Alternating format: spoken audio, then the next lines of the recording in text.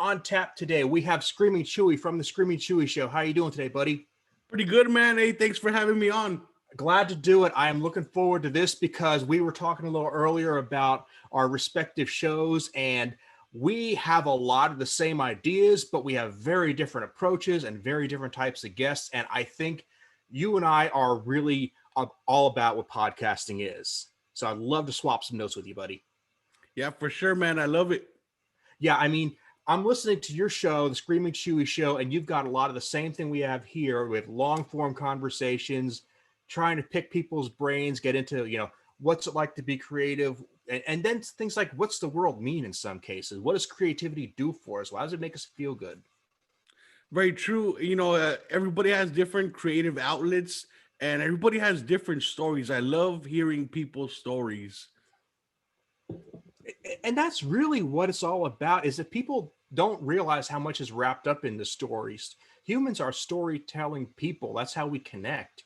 So whether that's this giant multi-billion-dollar movie or just you and I sharing something over a cup of coffee, that the story is everything. Exactly. I've interviewed people, like authors. This lady, she survived an airplane crash and she saw her life, flash before her eyes. Even celebrities, you have this idea of how they're going to be. And when you interview them, they're just so different from when you thought how they were going to be.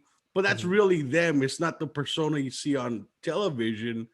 And then, also I like hearing their stories because some of them will be like, well, how'd you get into show business? And some were like, I worked hard. I, did this and that to get to film. And some were like, oh, I just got lucky, And that's part of it, is just how did it happen? What was their journey? And that's everybody. Like, you have people who aren't super famous on, just like I do, and you want to see their journey too, because we're all on the same boat somewhere or other. Mm-hmm. And it's just, I just love hearing people's stories. Yeah. And I mean, it's because that's when you start to connect with people and you realize, hey, we're all trying to do the same thing. We're all trying to tell stories. Exactly. And, just like listening to your show, you know, uh, I watched Star Trek, growing up. Mm-hmm. And man, hearing, you interview these people from these shows, that's amazing. It is. And that's something that kind of came about because I was such a Trekkie. I went to conventions, and not just about Trek, but about comics and Star Wars and stuff. And I realized that there's this whole other story that's not being told, not of aliens and Starfleet officers, but just of people trying to make a living entertaining us. I mean, we're sitting there, we're having a great time listening to the music or watching the show or going to the movie. And that's the big part of the story, but it's not the end. Yeah. And one thing I always liked about Star Trek is how the guys, they sleep with women from different races, Mm-hmm. from alien races and stuff. And I'm like, that's how you defeat racism. Mm-hmm. You sleep with other races. No, I'm just kidding. Well, you're not totally wrong there, man. I mean, we had such, and we still have such a problem with racism in our culture. That's so obvious I don't have to say it. But the places where we've really made progress are where people say, let's bring our families together. I mean, I get to the point where you say, I like you so much, I want you as part of my family. I want to make a new family with you. That's the key to beating racism. It really is. And when you can say that, then having somebody from another race being your neighbor or going to your school, small potatoes, because you let that person into your family. Very true. That's deep right there, bro. Well, family means a lot to me, so I do a lot of thinking on the topic. Nice, man. And so have you always been a Trekkie fan? I mean, a Star Trek fan or a Trekkie? Since I was about 6 years old, I can remember getting into it when it was on Nickelodeon when I was really, really small, and it's just been an uphill climb ever since. Damn, man. I just used to watch it because it was on television and I didn't have cable. Well, hey, and that's cool. That's one thing I like to throw at people is that, they're talking about the streaming now and how everything's different. And I'm like, the only reason Star Trek survived at all was because of syndication, which was the streaming of its day. It was the way of getting stuff on the cheap for people that didn't have cable. If it had to compete on the networks, it didn't do so well. Oh, wow, I never thought of it that way. Yeah. The original series fought to get its third season and was canceled. Oh, damn. Yep. The Next Generation was syndicated, did phenomenally well. DS9 syndicated, did phenomenally well. Voyager, they put it back on the network. It was a struggle again. You can see that when they try to put it on the regular TV, but it finds its audience when those people can say, let me see it when I can see it. For sure. It's all about tactics, right? Mm-hmm. And yeah, it's just that's part of what we're doing these days is we're giving people the content when they want it, where they want it. The idea of, the corporation's going to say, here's when you watch it, and we're going to put our soap commercials in the middle of it. That shit's gone. That's true, huh? Yeah. And you as a podcaster know this best, is like, you guys sneak into people when they're at the gym or on the road or making breakfast. That's your niche to talk to people. And like you said, we also, as well as podcasters, we have to find our audience as well. Mm-hmm. And it's I sometimes feel like I'm some sort of politician in the 1800s trying to rub up the people on the street saying, hey, would you give me a listen here? It's like, hear ye. Exactly, man. It's like you're doing this really super high-tech modern thing, and your methods have to be so old school people have forgotten about them. Yeah, and it's hard marketing, it's a lot of work. Mm-hmm. I almost want to like get stickers and like put them in bathroom stalls or something. I've seen it happen. You go to the right bathrooms, you will find lots of podcasts. You'll find a couple of phone numbers too, but you take what you want to take. Yeah, and don't you think it's crazy, man? All the technology in Star Trek we've seen growing up, it's now pretty much real. Like smartwatches and Zoom meetings, and a little computer in your hand. Mm-hmm. It's amazing, and I'm amazed at how fast it got here compared to how fast it would have taken on the show. I mean, they had stuff in the 23rd century that we just got last year. That's true. How long do you think it'll be till we get like laser weapons? They've already done some experiments with it. I mean, I don't think it'll be here tomorrow, but that's not too far off. Like a little laser pistol, just zap them. The idea is just amazing to me because I just like to take some sort of a little plasma gun out on the field, shoot some cans. Hey, imagine how much ammo you save. You don't have to reload or nothing. Mm-hmm.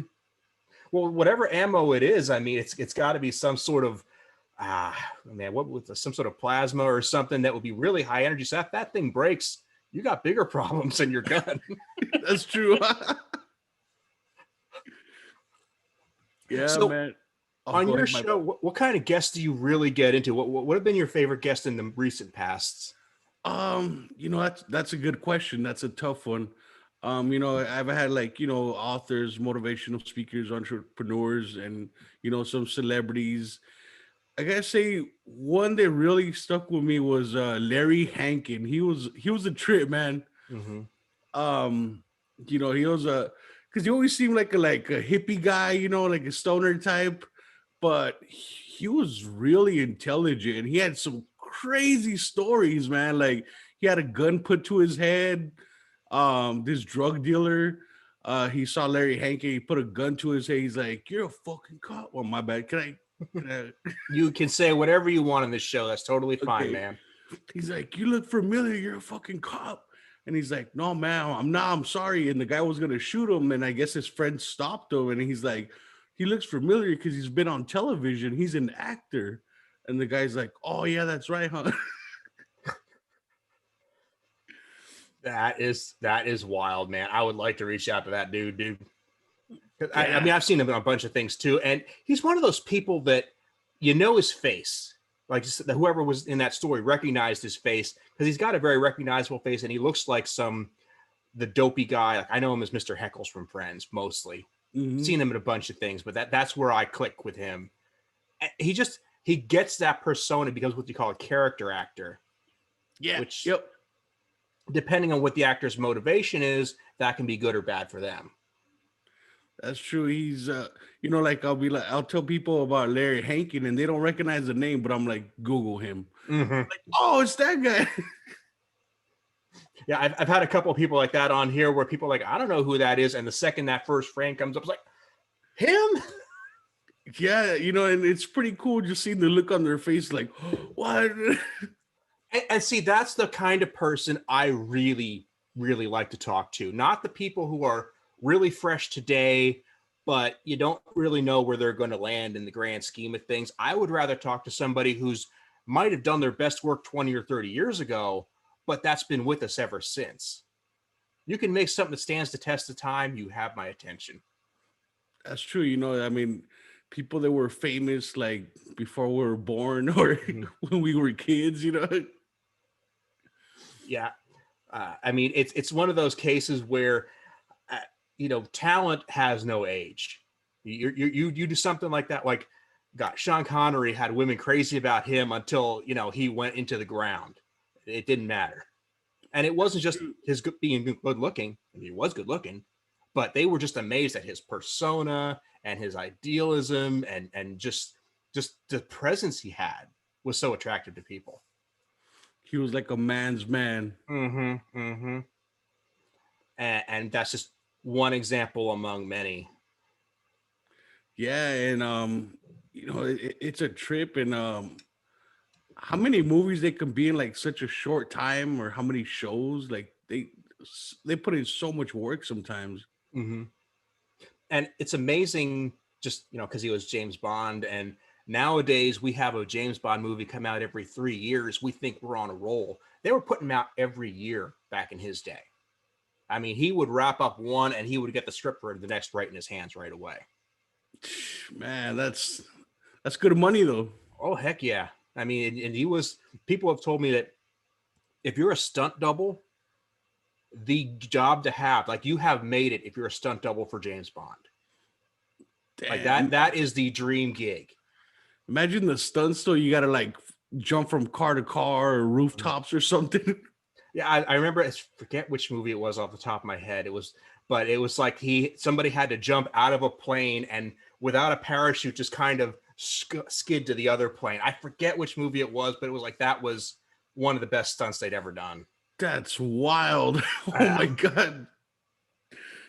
But it's risky. Like Mila Yankovic from the Resident Evil movies.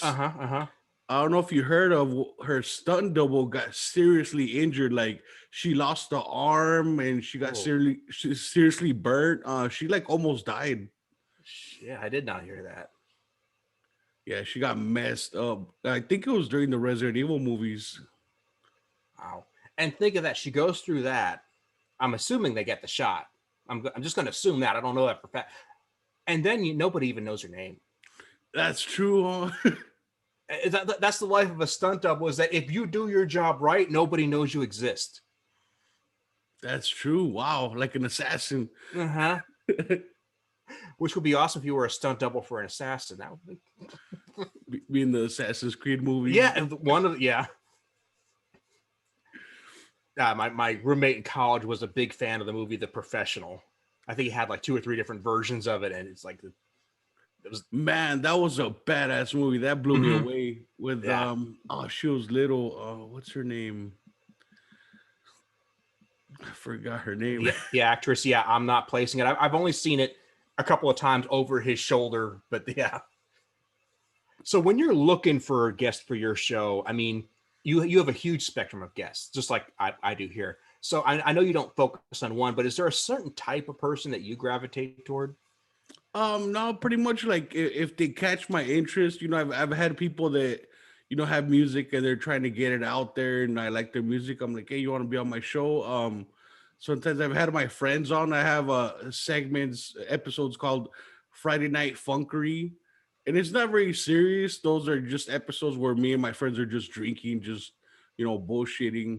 But as for like guests to interview, it could get pretty serious. Just depends who I'm talking to and what we're talking about. But as for guests, like just, if I like you, I'd like to have you on my show pretty much.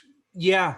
Yeah, and see that's where you and I are seeing eye to eye there. I try not to make that distinction of, you're an actor, you're an author, you're just somebody I know from the scene. It's like, if you've got something that I think the world should see, I want to show it to them.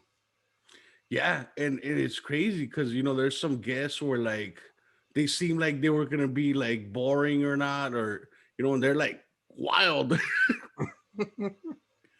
Well, a lot of these people are just aching to show their real self to the world if you give them a chance. That's true. And I think since Corona, a lot of people maybe they want to interact with more people and Mhm. just have conversations. Yeah, and it's Corona's doing some weird things to us. That's an understatement. I get you, but some of the better things I think it's doing is encouraging us to say, hey, what kind of contact do we really want to have with people? Instead of having all the bullshit small talk, the conversations that don't mean anything, we're like, man, I would really like to have you over with a beer and watch a football game. Could we just get together and talk about what's going on with you and what projects you're working on? Yeah. Get to know each other. Because we can't now, or at least it's damn hard. We have to do stuff like this that we're doing right now, and we've not been in that position for a while. You took me back, bro. Getting together, have a beer and watch a football game. Mm-hmm. Can't remember the last time I did that. Well, in my opinion, there was no football this last year. I know that they played some games and the Super Bowl's coming up and all that, but yeah, that wasn't really football. Yeah, man. I mean, how do you think the Super Bowl is going to be this year? Yeah, they're going to try to make it as normal as possible, I'm sure, but the stadium itself will probably be paper, thinned out, and they'll put twice as much money in the commercials. Yeah, some companies are backing out of the commercials, like Budweiser. Wow, They pulled out, and I think I forgot who another big company they pulled out of the commercials as well. it's just not worth the effort. Yeah, they probably think they're gonna lose money on it. Well, I mean, at this point, sitting down and watching stuff on TV is what we're doing. That's true. Like the streaming services, Mm-hmm. I believe HBO Max wants to sue cinema, the theaters, because Wonder Woman, instead of straight out coming to theaters first, it came out to streaming and theaters on the same day. So HBO Max was pretty bad. Yeah. Well, I to me that's just a weird argument because the only reason HBO Max got a shot at it was because of the situation. That kind of movie was going to go to the theater. That was always the plan. It was just weird that they even got a chance to do it with theaters that were still open. Oh, you know what? I have it wrong. My bad. Actually, I think the cinema is suing HBO Max. Oh, yeah. Okay. I think I'm having trouble remember the details of that too. But yeah, they were like, well, we want that. Yeah, but I'm sorry. It is what it is. We're in this weird situation. Nobody asked for it. Everybody's just That, trying to make the money they can with this movie that's probably going to lose money no matter what they do, at least in the short term. hmm And do you think it's gonna change the future of cinema, bro? Do you think now it's gonna like stay that way? You know what I mean? Instead of going to the theaters, now you just watch it at home the day it comes out. I think it's going to be easier for things to be that way. I think once this is all behind us, theaters are going to make a comeback. But the longer this goes on, the longer that comeback's going to take and the less whole it's going to be. And I mean, here's my reason why. There's always going to be a need for like you to take a girl out on a date, go to a movie, get out of the house for a bit. And theaters have been that for so long. hmm I don't think that's going to go away entirely. But I think there's going to be a lot of movies where they're saying we can find our audience doubling up with streaming. And if we get a couple people in the seats during the weekend, that's cool too. I think companies that make movies are going to start saying we have options instead of the standard model. You have a good point, bro. Like King Kong versus Godzilla, Mm-hmm. like that's gotta be seen in theaters, man. Mm-hmm. Yeah, and like I said, there's movies where you want to do that. There's times when you're going to have a group of people together, and you'd rather go to a theater because then when you're done, nobody's got to clean up. Hey, for real, huh? That's Yeah. true. You know, you're not the one picking the nachos out of the sink. But yeah, I think that there's gonna be movies where it's gonna be easier to put it in streaming, and that's gonna be okay too. You know, it's kind of weird how everything's just changed so fast just because of 2020. Mm-hmm. It's changed so many things. Even just like how we're talking about cinema and human interaction itself.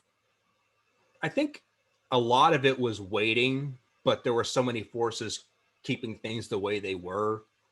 It's just amazing how many things have changed fast, but like getting your groceries delivered. That's something people wanted for a long time. And Walmart and the other companies were like, well, we can't do that. It's no cost effective way to do it. We'd have to hire a million people. We could never make it work. And suddenly they needed to make it work, and it happened like overnight. You're right. But yeah, like you were bullshitting us. That was possible the whole time. You just didn't want to go out of your comfort zone. That's true. It just wasn't as profitable, huh? Mm-hmm. And it's like there were a lot of people who were. I mean, you say, do you go to the movie or do you wait for video? That used to be what you said, and now it's like, do you go to the theater or do you go streaming? Because it was always possible. People always wanted to do it. They just suddenly had the option. That's true. And people were saying, a lot of people saying, well, the movie theater, how they handle their popcorn is not really COVID safe because they just basically scoop it out of that machine. Mm-hmm. And I'm thinking, well, I seen the Harkins Theater popcorn in stores. It's in a bag now. So I'm like, imagine they'll do that now. You just go to the movies and they hand you a bag of popcorn already pre-sealed and all that.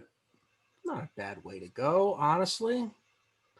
I've always I got a little spoiled. The theater that was near me didn't just do popcorn and snacks. They actually would do one of the theaters give you a full meal.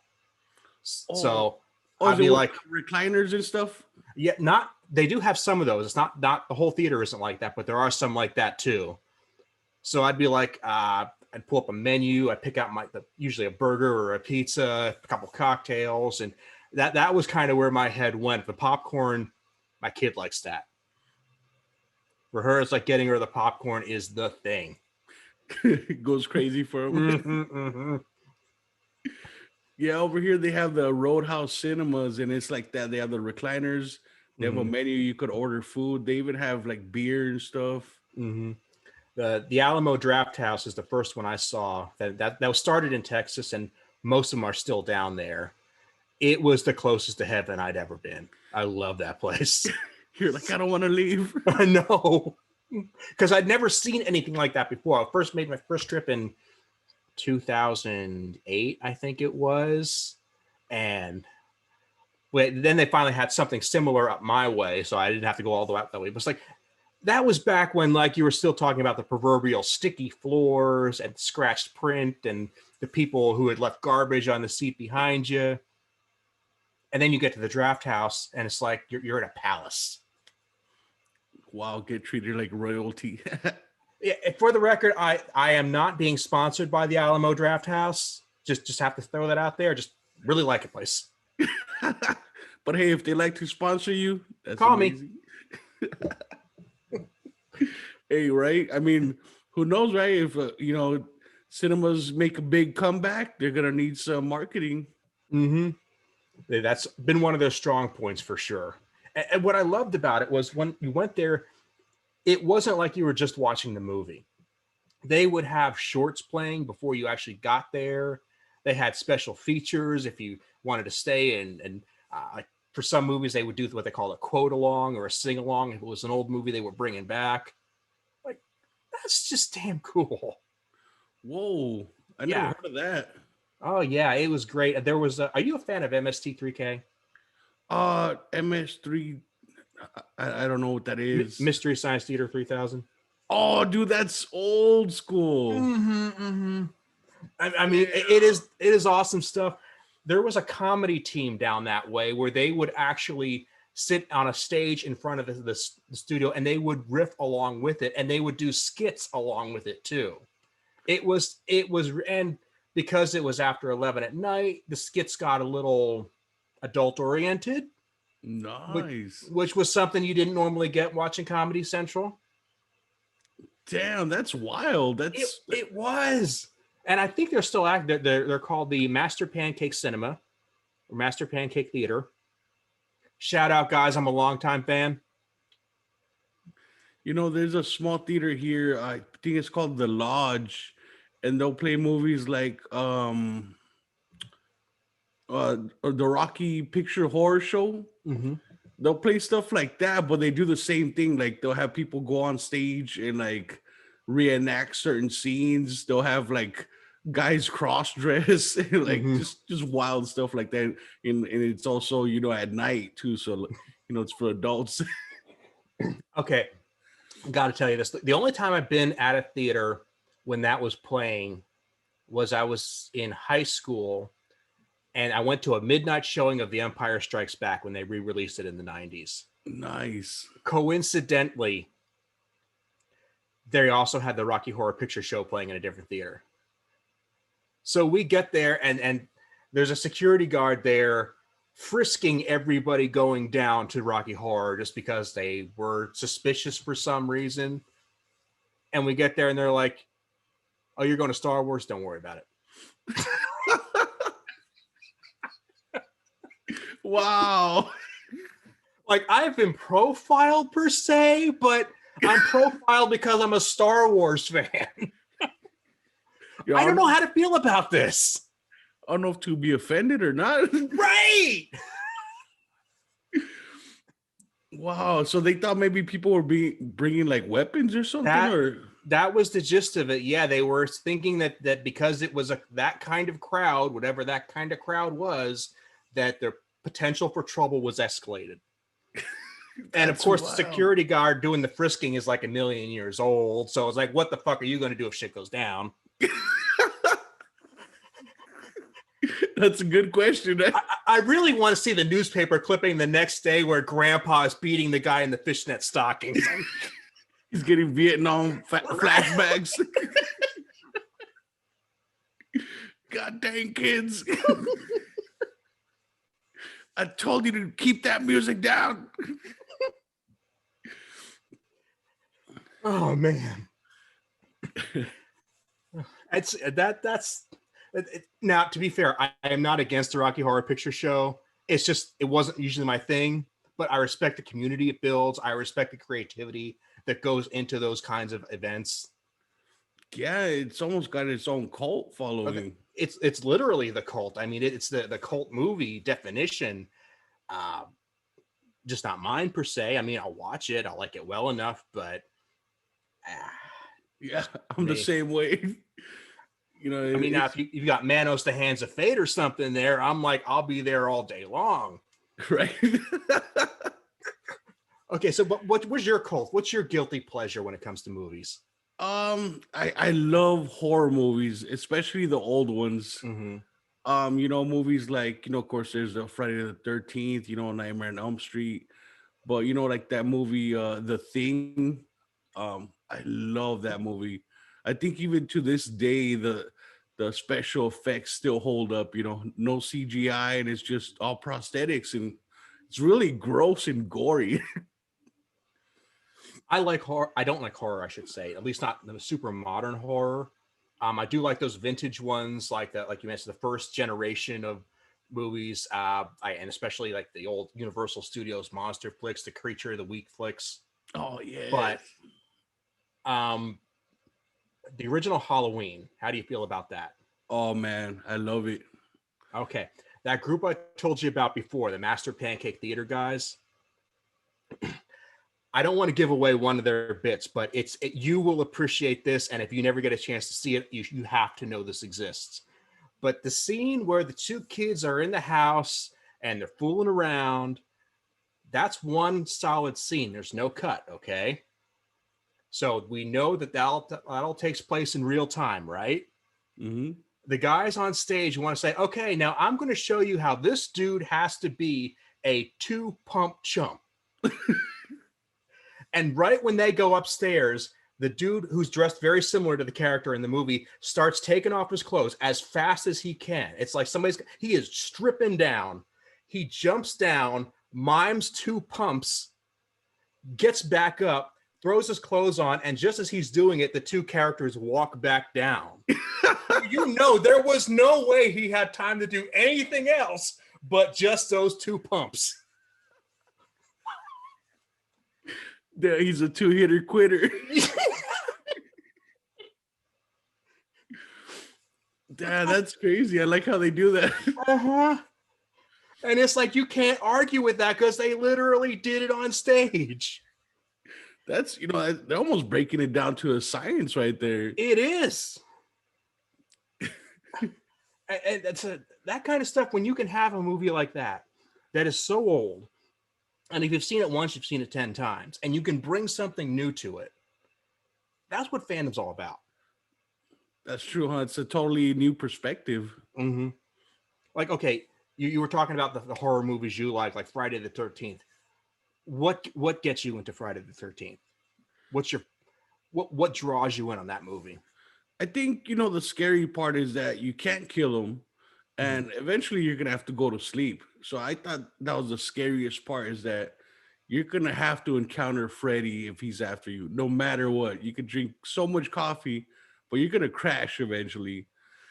And, after the first two movies, he was pretty serious, but after the third one, Freddy got a little funnier. He would make those 80s cheesy jokes. Like this chick, she knows karate, and Freddy gets his little blades out, his glove, and he's like, "Kung Fu this bitch," just cheesy stuff like that.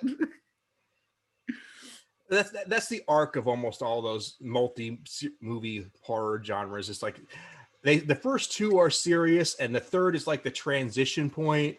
And then after that, they just become ridiculous. Yep. Which everybody I've ever talked to is like, yeah, that's true, but it's just the fun of it. Yeah. It's just, it's cheesy, but I like it. Well, you're not going to the movies to get pissed off. You might as well have some fun. And after 3-4 movies, it's hard to just keep it fresh by getting grisly all the time. Yeah, because it's the same story basically. Is just him trying to kill teenagers in their dreams, just in a different way. And hey, my dreams are weird in general, so I can't see why you couldn't make that funny. That's true, huh? I have, I couldn't remember the dream, but I have woken up laughing one time. Yeah. And I've woken up terrified, woken up happy. I mean, just dreams can do that. Yeah. When I was little, I dreamt Chucky killed my family and he was after me. I woke up crying. There should be a word for that feeling, that like 5 minutes after you wake up when you're not sure what was the dream and what wasn't, and you're trying to piece it all together. Oh, dude, I hate it. As soon as you wake up, you start forgetting it. You're like, no. Well, it's like you forget the good ones, and then the bad ones, you're like convinced everything is real until you can say, no, it's. And there's been some really weird ones where I dreamt I was back in college, which I know everybody dreams that at some point, but I'm cognizant enough to know that I shouldn't be there. So I'm trying to figure out exactly what, and I have to figure out what's wrong here. There's something out of place. Exactly. And it's so obvious when you're awake, but when you're asleep, it's like you're missing some crucial piece of information. It's funny, dreams, man. How in the dream, something's off, but you can't figure it out. Mm-hmm. It's almost normal, but then you wake up and you're like, what the hell? My car was a banana. Just something dumb, but it made sense in the dream. Mm-hmm. Yeah, so I mean, I can totally get behind a horror character having access to that world and being able to play with it. And there's many celebrities that got big coming from there. You're like Johnny Depp was in the first one. Mm-hmm. In the third one, I think it was Lawrence Fishburne, the guy from The Matrix, who was also the weird cowboy in Pee-wee's Playhouse. Oh, that's right. Oh, I forgot about that. Hey, Lawrence, I know you're big, but that's where I'm going to remember you from, all right? You can punch me in the face if you want. It's like that embarrassing thing you don't want to talk about. Okay, so probably got to start wrapping this up soon, and I hate to do that, but another thing you've got to know, because if I don't get a chance to talk to you again, you've got to hear this. There was a con I was at. Pretty sure it's been a while, but there was a bit of a party going on afterward. Lasted kind of late. And I'm just imagining what's going on in this because I didn't see it personally. I heard the story from the people involved the next day. And the part that goes late and they have to call the front desk to get these people to settle down. The guy at the front desk, who I'm picturing is like 17, 18, whatever, just the squeaky kid from The Simpsons, goes up, knocks on the door, asks people to calm down. Guess who answers the door? Kane Hodder. Kane Hodder. Oh my God, bro. What? Yeah, you knock on the door to tell people to calm down, and Jason motherfucking Voorhees answers it. Yeah, he's a big dude. Yeah. How does that conversation go, man? Just look up, all shocked. As I understand it, he was very nice and understanding and just said, it's cool. But the moment when that door opens, I just want a picture of that. Right? Imagine he's all pissed off knocking. As soon as the door opens, his attitude changes. Oh, hey.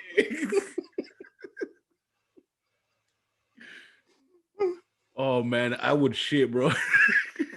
Who wouldn't, right? Okay, Chuy, this is great. I'm loving this. I want to make sure everybody can follow your show, subscribe to it. That'd be great. I'm going to put all the links in the show notes on my website.